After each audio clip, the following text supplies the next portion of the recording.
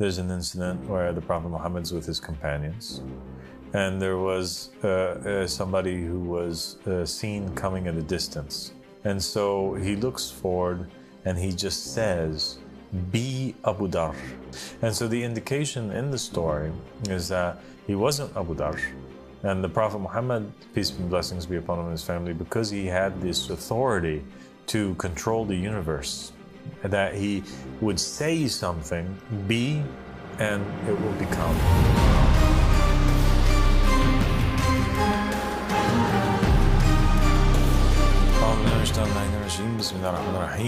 اللهم صل على محمد وآل محمد الإمام والمهديين وسلم تسليما. Assalamu alaikum wa rahmatullahi wa barakatuh, my dear companion Tiffany. How are you? I'm great today. Thank you so much for having me back. Good to have you back. So today we want to talk about an important topic, and that is the rights of the divinely appointed messenger from God. What are these rights? And I think in order to understand it, we're going to have to once again go to the scripture from Judaism, Christianity, and Islam, and also take a look at the stories of the prophets and the messengers from the very beginning till now. I think that the defining moment is in the story of Adam. This is where we draw a lot of conclusions, and we can see very clearly what was given to a divinely appointed messenger, and what does that mean? Like, what is a result of that? Like, what happens as a result of that?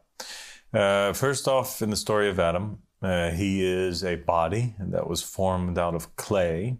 And he's existing, according to the narrations. Some narrations state that he's hanging at the door of paradise for 40 days. The angels are passing by, they're checking him out, they're looking at him, but they don't have any obligation towards him. But then an incident takes place, and that is God blows in him of his spirit. Okay? Yeah. So what does that mean, that God blows in him of his spirit? In another worded way, it's that God placed the Spirit of the Lord upon him, or the Spirit of the Lord came upon Adam. Yeah. The moment that the Spirit of the Lord comes upon Adam, there's changes that take place between the angels and the rest of the people that are on the outside of Adam, and between Adam himself. Okay. Immediately, they're commanded to prostrate to Adam. Yes. Yeah. Yeah. And immediately Adam goes from not knowing anything to all of a sudden knowing the names of all things. Yes. Okay. And so now we know that once the Spirit comes upon somebody, that it's accompanied by certain powers and certain authorities. Yes. Right? Mm-hmm. And one we could call the al-wilaya al-tashri'iyya. Okay? Al-wilaya al-tashri'iyya means he has the jurisprudence authority. Okay? Okay. And that's loosely it's loosely translated as that. And what it means is that all of the commands that Adam gives become obligatory, and the commands that Adam gives are basically the commands from God. Yeah. Whatever Adam tells them to do, it becomes incumbent upon them to do, and therefore he has the jurisprudence in his hands. Okay. Okay? Yes. Makes sense, right? It does make sense, yeah. The other authority, which we can draw from this story, is something which is called al-wilaya at-takwiniyya. Al-wilaya at-takwiniyya means like formative authority, or authority over the universe. Okay. Okay. And it's basically the authority to say to something be, and it is. Okay. And we see this clearly in the Bible, when we understand the nature of how Adam told things their names, or told the angels what the names of things were.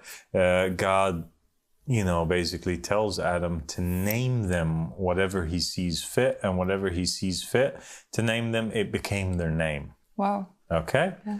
So now he has two types of authority. Authority to give commands and implement laws. He's the one that's making it. It's in his hands, and all of it is from God, because it's the Spirit of the Lord that's ultimately influencing his actions. Yes. So it's not like Adam is just making these laws from his own self, because if he was making these laws from his own self, then he would have this authority before the Spirit of the Lord comes upon him. Yeah. But because the Spirit of the Lord comes upon him and then he has this authority, then it's the Spirit of the Lord actually who's working through Adam to implement these laws. And it is the Spirit of the Lord through Adam that is influencing his choice on names and to call things certain things.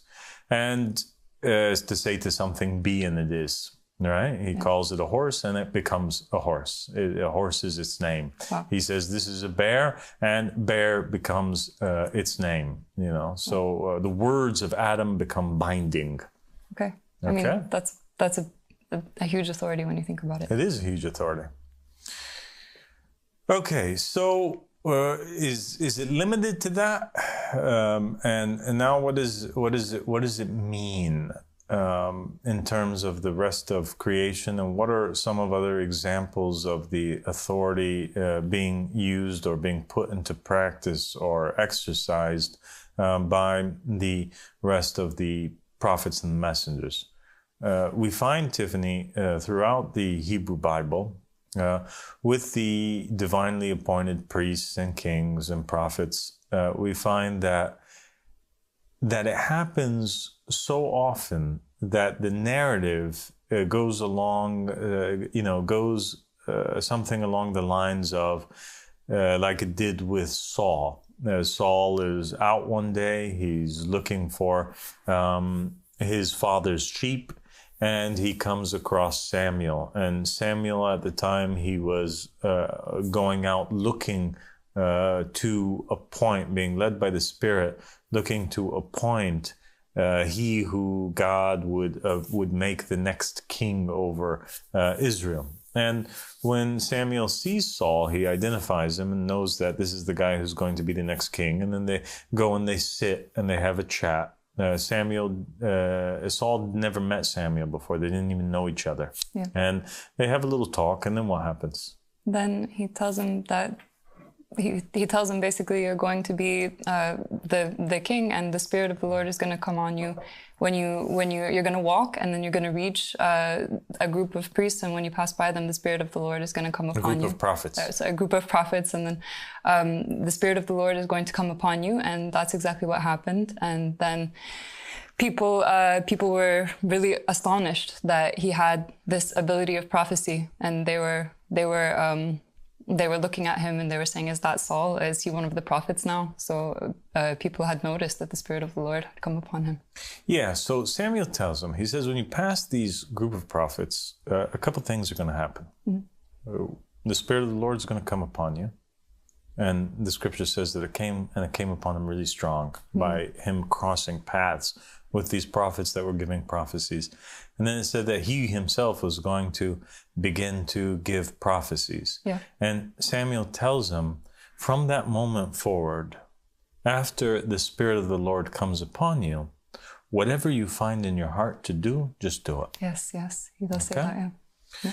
So now Saul goes back to his people, and he's unrecognizable. The Saul before the Spirit of the Lord is different than the Saul after the Spirit of the Lord. Yes. The Saul before the Spirit of the Lord didn't have any knowledge of the unseen. Yeah. Because that's what a prophecy is, right? Yes. To tell somebody something that's going to happen in the future. Yeah. After the Spirit of the Lord, now Saul has knowledge of things that are to come in the future. Yes. Yeah. that transition is made very clear by the scripture, that he's changed and the people don't even recognize. And here lies the great question. And it's something that I want to leave our viewers to ponder over. Perhaps we'll swing around to it in a future episode. But now that we know that Adam had the authority to say be and it is, he calls something and it becomes. The prophecies itself that were given by the prophets and the messengers, were they always premonitions, where they were shown things that were going to happen in the future? Or were they words that were spoken by the messenger, inspired by the Spirit of the Lord, that because they spoke it, it became fact? It would happen. The words of the prophet or the messenger, God would never allow to fall to the ground. So they would speak and it would take place. Wow, and it would become truthful. And it would become truthful. Wow. And that was, by the way, one of the reasons why the people recognized Samuel as a prophet. There's a verse in the scripture that states that the people saw that Samuel's words always came to pass. And so they recognized and accepted that he was from God because of that, because they saw that every promise he made was true. Every prophecy that he told happened. Wow. That's so fascinating.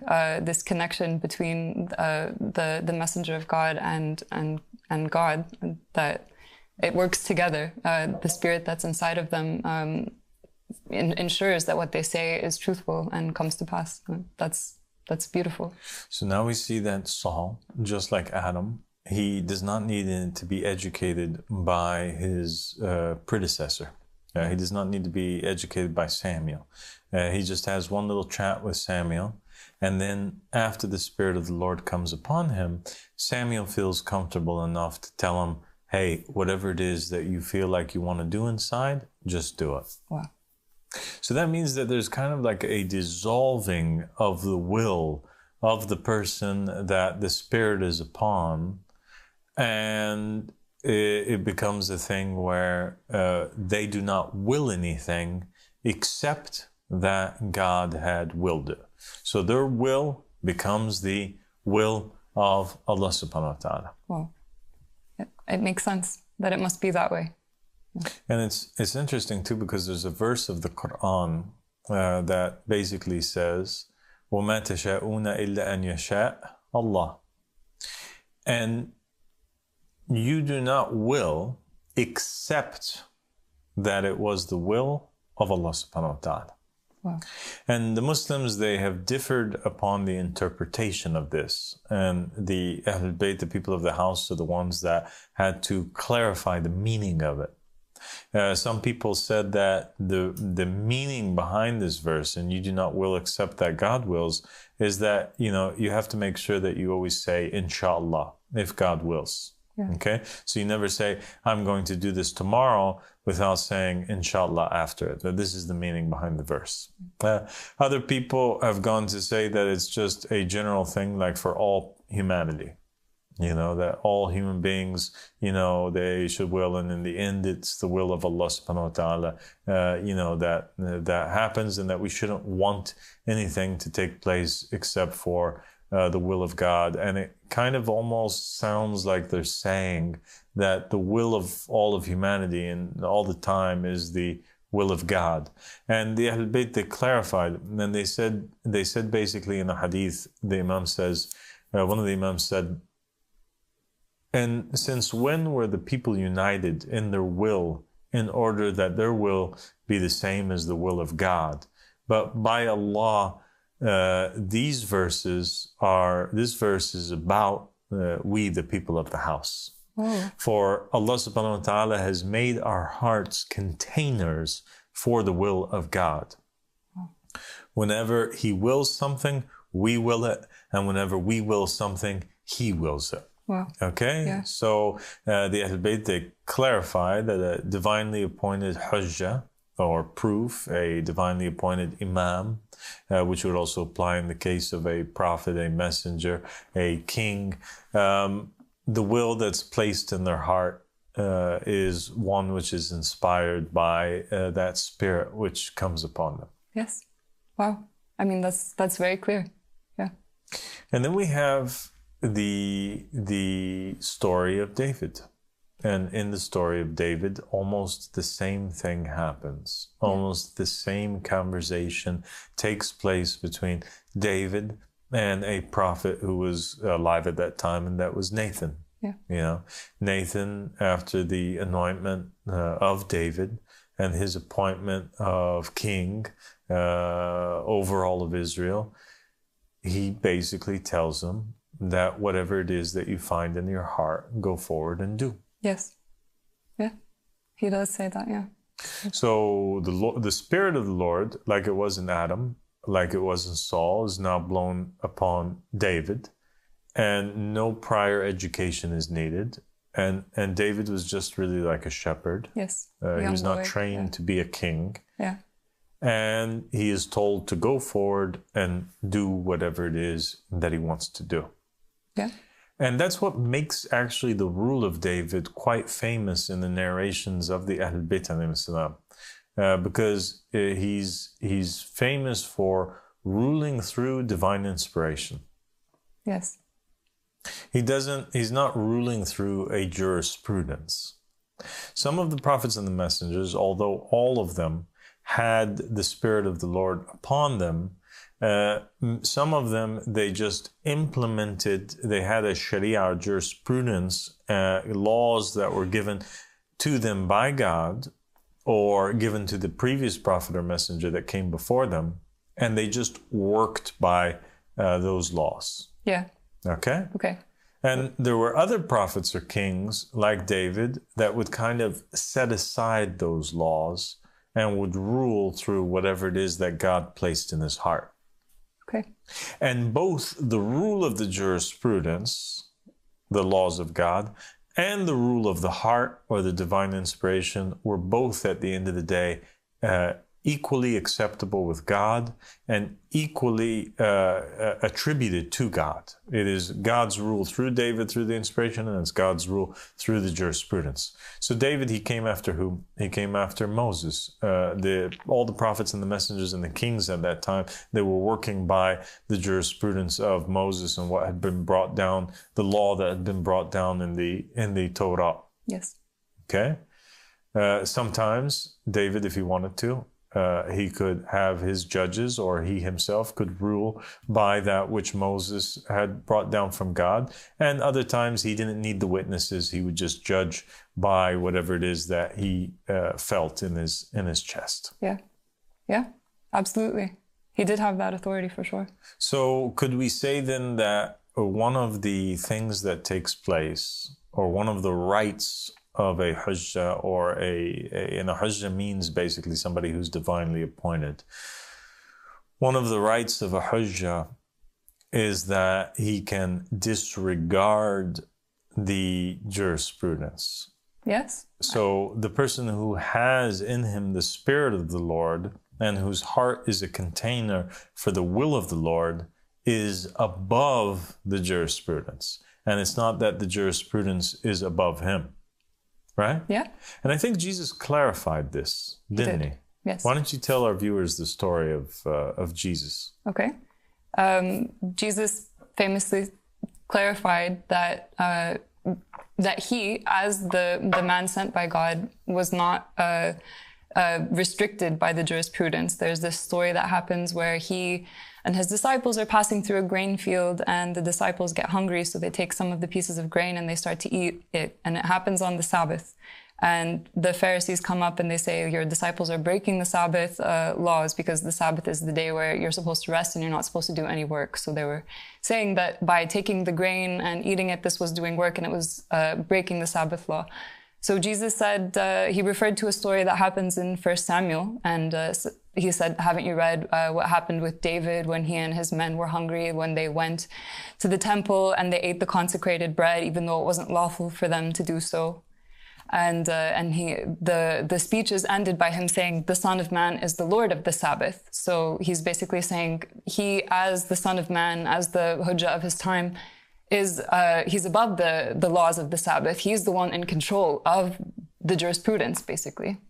Yeah, and I think that there's another fascinating also example where Jesus displays the wilaya tashri'iyya, his wilaya to manipulate the jurisprudence or to change the jurisprudence, thus proving that he's above it and that it is an authority which is in his hands, is when there was a discussion that took place between him and the rabbis concerning divorce. Yes. Yeah. So yes, what took place there? So they were talking about divorce, and Jesus he said that Moses allowed divorce because your hearts had been hardened, and then he said, but God didn't like it from the beginning. And what God has put together, let no man separate. So he basically outlawed the practice of divorce. And people at that time had been abusing divorce. Basically, they were getting married and they were already thinking about when they were going to get divorced. So they were abusing the practice of getting married and divorcing. So Jesus said, like, enough, no more divorce. So he changed the Sharia. He changes the jurisprudence of Moses. Exactly. And he also kind of indicates that actually it was Moses who changed the jurisprudence of God initially by even allowing a divorce. So he shows that not just he's in control or has this wilaya of tashri'ah, but also Moses did as well. Yeah. And we also have a verse in the Quran which says that nothing was forbidden for the children of Israel except for that which Israel forbade on his own self. Yeah. Okay. So this verse in itself, what is it saying? It's saying that the origin is that all things were permissible for the children of Israel. And we see that in the Noahic covenant, all the plants and all the meats were given, to them. Yeah. But some things now are not permissible. And the verse is saying that the reason why it's not permissible is because Jacob had made it impermissible for his own self. Yes. And if we take the hadiths, right, and we know that if we look at every verse as applying in every time, and we take the words of the Prophet Muhammad, which we mentioned in previous episodes, whereby it states that, whereby Prophet Muhammad says that one of his names is Israel, and he also says that all the verses which are good verses that are applying to the children of Israel are applying to him and the people of his house, then basically what we find here is in a verse that states that all things were permissible for Muhammad and the family of Muhammad, except for that which Muhammad made impermissible on his own self. Okay. And we do find verses in the Quran where Allah subhanahu wa ta'ala is speaking to the Prophet Muhammad and asking him, why is he making haram or impermissible on his own self that which God made permissible for him?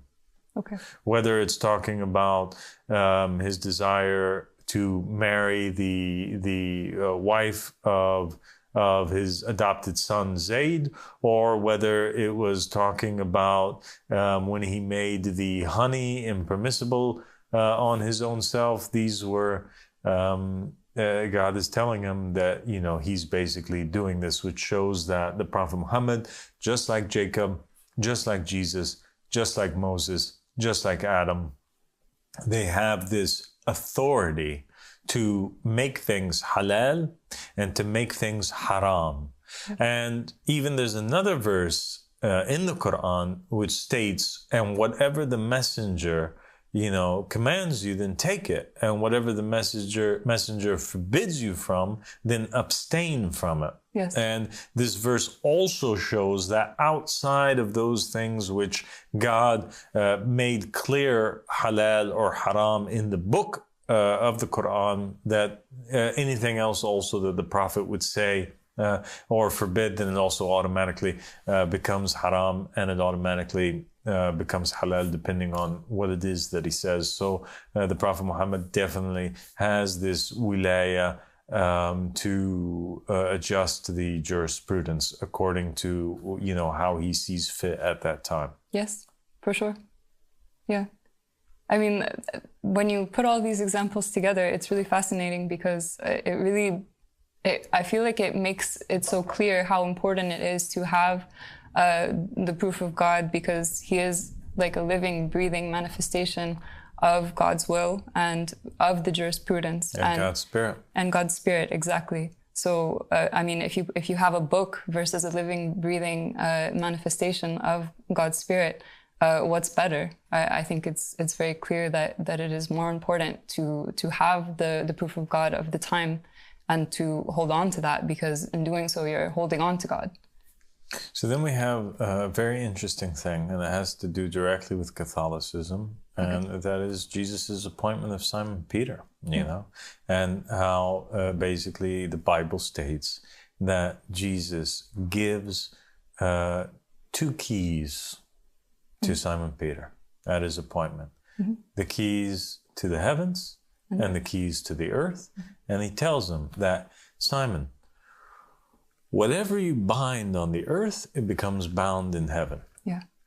Right? Yes. And how do Catholics understand this? How do Christians understand this? Exactly as you would think, that he's in whatever his ruling is on earth, that means that it's the ruling from God. So he is the one in charge of the rulings from God. He's the one in charge of bringing forth God's will. He's in charge of the jurisprudence, basically. It could be read in 2 different ways. But both of them really, in the end, they pour into the same glass, which is that, like, whatever Simon says, that's what God wanted it to be. Yeah. Or whatever Simon says, God accepts that and he makes it to be. Yeah. All right. So Simon has the ability to say to something, be and it is. Yeah. Just like Adam when he said, this is a horse, and then God accepts that this is the name, it's a horse. Yeah. Right. Yeah. Or you could read it that God inspired him through his spirit to choose the name, the horse. Yeah. Right. Wow. I mean, it's a huge authority, and it's no small thing that he gave this authority to Simon Peter. And what does that mean for future popes in Catholicism? But they have the same authority. So every successor of Simon Peter after that, in the Catholic Church, Catholics are okay with them making certain rulings. Yes, I mean, they're seen as the keepers of the keys of the kingdom. They're the placeholders for Christ himself. So the authority of Christ, he gave it to Simon Peter, and then it is passed down from pope to pope. And, that is, they're the guardians of the religion. Yes, they have that authority over the jurisprudence. Yeah. What about... some people might ask about, like, okay, well then what does that mean in regards to the authority to manifest certain things?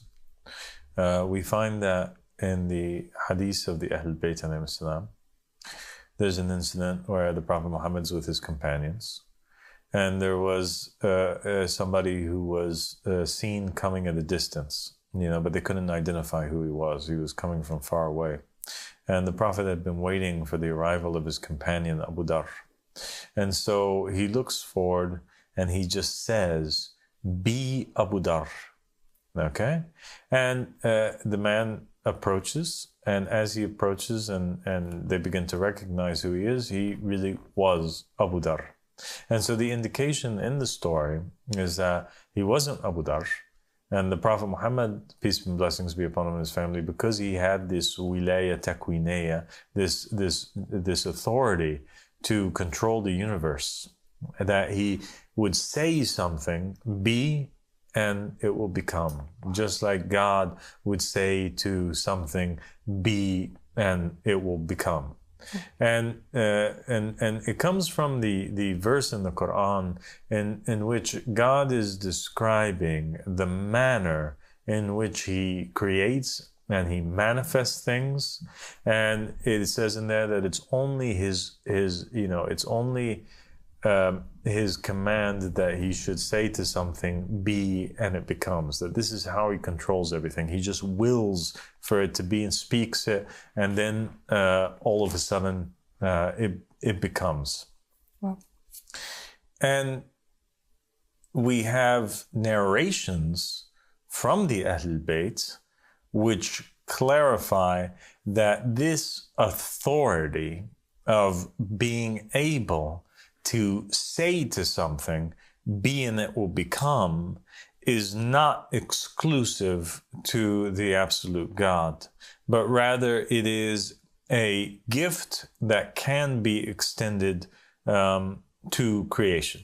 Yeah. And there is a hadith Qudsi in which God is speaking to his servant, and he says, my servant, obey me. Obey me, and I will make you like me. I say to a thing, be and it is, and I will make you say to a thing, be, and it shall be. Okay? Yeah. That's fascinating. My servant, obey me, and you will be like me.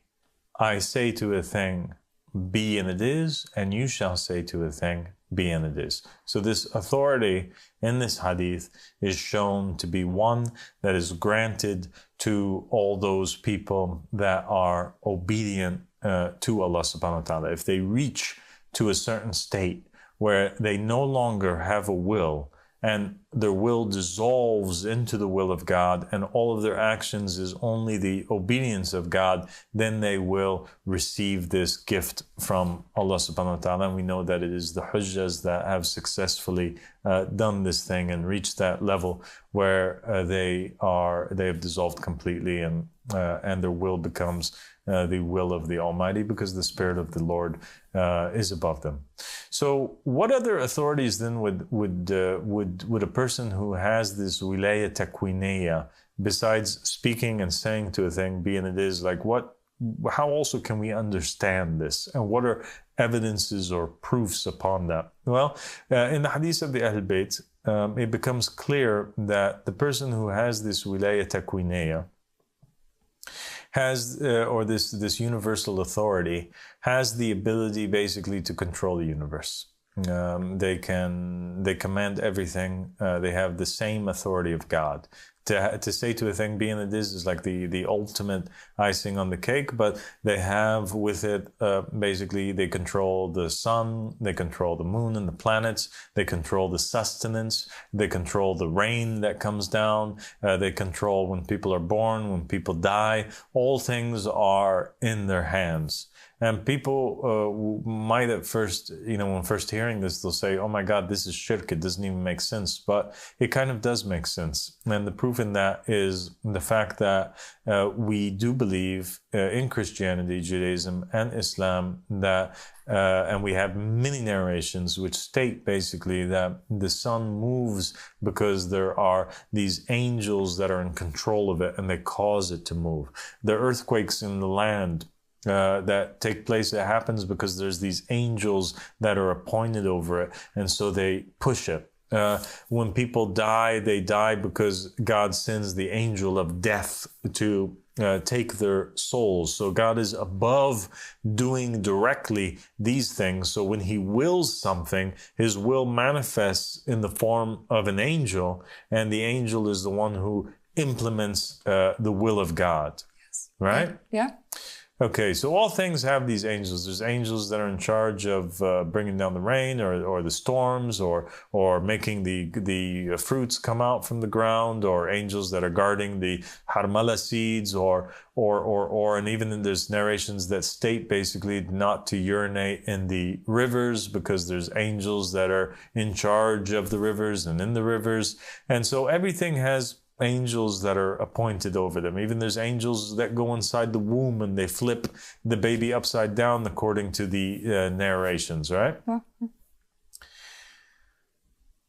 So now we go back to the story of Adam. And all of these angels that are in charge of all these different things, they're commanded to prostrate to Adam. And prostrating to Adam means to obey Adam. So Adam has the authority over all of the angels, not a limited amount of angels, all of them. So therefore, from the story of Adam, we realize that Adam himself, he's the one who commands the angels to withdraw the souls. He's the one who commands the sustenance to come down. Him, by just willing something or speaking it, causes these angels to be at his will and at his command. Yeah. So things are kind of operating naturally. It doesn't mean that the Hujjah is literally thinking about every single movement that's taking place. No, it's like this big mechanism that's operating. But if he decides that he wants to change in something, he can change it. So for example, Jesus, what takes place? There's clay on the ground. He wills that it becomes a bird. And so he forms it and he wills it and he says to it, be a bird, and it becomes a bird. Yes. Or the angel of death, they come and they take the soul of Lazarus. But Jesus decides that he doesn't want that. So he wills that Lazarus's soul returns back to him, and he brings back life to him by commanding the angels. Yeah. And so the Hujjah at the end of the day has this wilaya, universal authority, and he also has this jurisprudence authority. And I think that we've proven it quite well. It's extremely clear. I mean, I think from everything that you've said, it's an airtight explanation of how that works, and how there's this tethering between the proof of God and the Spirit of God and the will of God, and how it's all working together as this sort of mechanism, as you explained so clearly and so beautifully. So now we have another question that I think we have to answer before we go. Okay. And that is like, okay, so what does this mean for creation? In regards to the Hujjah, like what are the rights of the Hujjah now upon them? Because everything we've been talking about now is just proving that they have these authorities. Okay.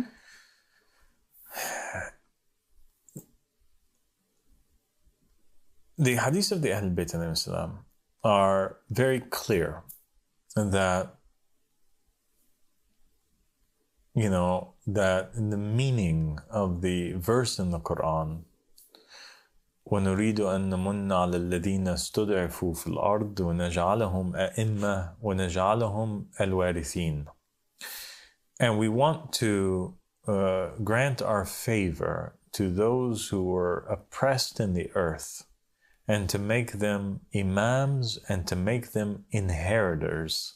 That this verse is about the Ahlul Bayt. The family of Muhammad is oppressed in the land. God wants to give them his favor, and so therefore he makes them imams. He raises them to this high station, and when they become imams, they inherit the earth. The earth becomes part of their inheritance, and they inherit the earth and all that which is on there. And when you inherit something, you own that something. And so it becomes understood that the authority, the rights that the Imam has over the entire planet and all of creation is that of an owner. He owns it. It becomes his property.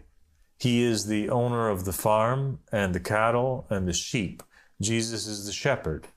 He's leading sheep. The sheep are the believers. Yeah. But does the shepherd own the sheep? Yeah. And we find in the Bible that Jesus says, what does he say?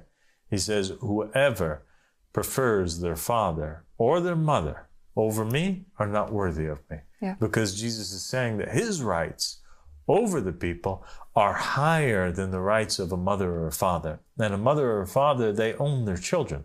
And even in the Islamic jurisprudence, a father can be charged with murder if he kills anybody except for his own child, because his own child is seen as his own property, as his own self, and you can't be charged for killing that which came from you. Yeah.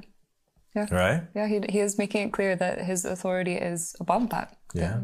And the Prophet Muhammad also, he said the same thing when he said, me and Ali are the fathers of this nation. And when he was standing in front of the tens of thousands of Muslims, and he said to them, in the Ghadir, he says to them, do I not have more of a right over yourselves than you do? So his right over them is more than an individual's right over his own self. And when we look at that and we examine that statement, that's like saying that I, because I'm existing in this body and what I do with it and what I do with my time and my day, this belongs to me. I own it. I'm the only person who owns it. But the Hujjah owns it more than I do. Yeah. Well, then he owns me. Yeah. And he owns my time. And he owns my energy. And he owns my body. And he owns everything that has to do with me. Yeah. Right? Yeah. He could send me out to war. He could use me to do this task or that task. He can command me, and I'm obliged to obey him in whatever it is that he commands, in the same way that the angels were obliged to obey Adam, because the angels are spirits, and the spirit of the Lord that's in Adam has more of a right over the angels than their own selves do. So therefore, the Hujjah has more of a right over people than they do, because it's not really about the Hujjah himself, but it's about the spirit that's within the Hujjah, and that is the spirit of God. And so the Hujjah is given the same rights of God over creation. Yes. I mean, it makes sense. I don't think anybody would argue that they have more of a right over their own selves than God, you know. So, of course, the Hujjah, as the one with the spirit of God, tied to the spirit of God, he has the rights and the authority of God over creation. It makes perfect sense. And he can do whatever it is that he wants to do. And no matter what he does, it's never considered to be wrong. Yeah. And I think that this is shown very clearly in an example in Surah Al-Kahf, when we're talking about the story of Dhul Qarnayn. Okay, so Dhul Qarnayn is this king/prophet. He's receiving communications from God. Okay, and in the verses from the Quran, it keeps saying that, and we told Dhul Qarnayn, and we kept saying, "Oh, Dhul Qarnayn." So God is speaking to Dhul Qarnayn. So clearly, he's a prophet. He's a Hujjah, and he is given authority to travel throughout the universe. Yeah. All right, so he has this universal authority to travel throughout and go from one place to another, from the east to the west, mm-hmm. right, from the north to the south. And Dhul Qarnayn comes upon some people. And when he comes upon these people, these particular people, he comes across several people, but these particular ones that I'm speaking about, God tells him, "O Dhul Qarnayn, as far as these people, you can either torture them or you can be nice to them." Well. Wow. That's a really heavy meaning.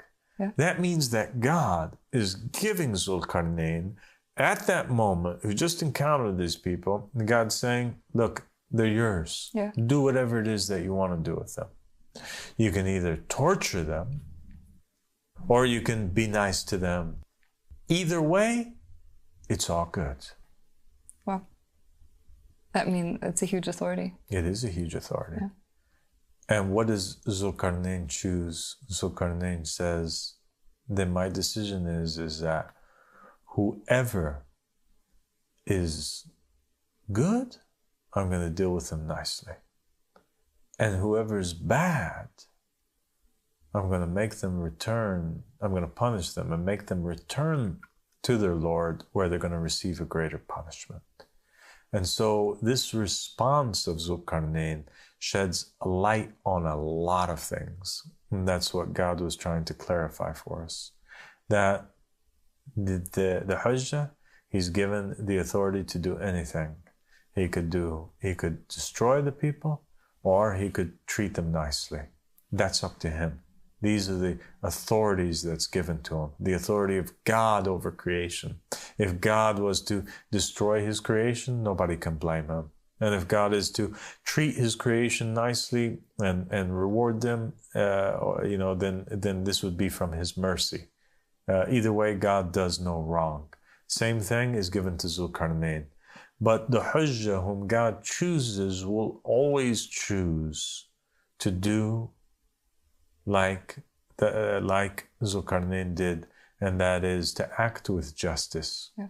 And to give each person that which he deserves. Those who did good will be receiving good, and those who do bad will be receiving bad, and then he'll execute them and let them go to God to receive their greater punishment. So he gives everybody according to what it is that they deserve. And it also clarifies and shows that Dhul Qarnayn, through inspiration, is able to know what it is that the people and be able to discern who deserves what. Yeah, that story does give, it clarifies that the person who is the proof of God, they are the proof of God for a reason. They are one with that spirit. So they are justice, and that is clear. Yeah. Okay, we'll stop there, inshallah, and we'll continue in a future episode. Thank you so much, Tiffany, for joining me today. Thank you so much for having me, and I can't wait to continue. God bless you.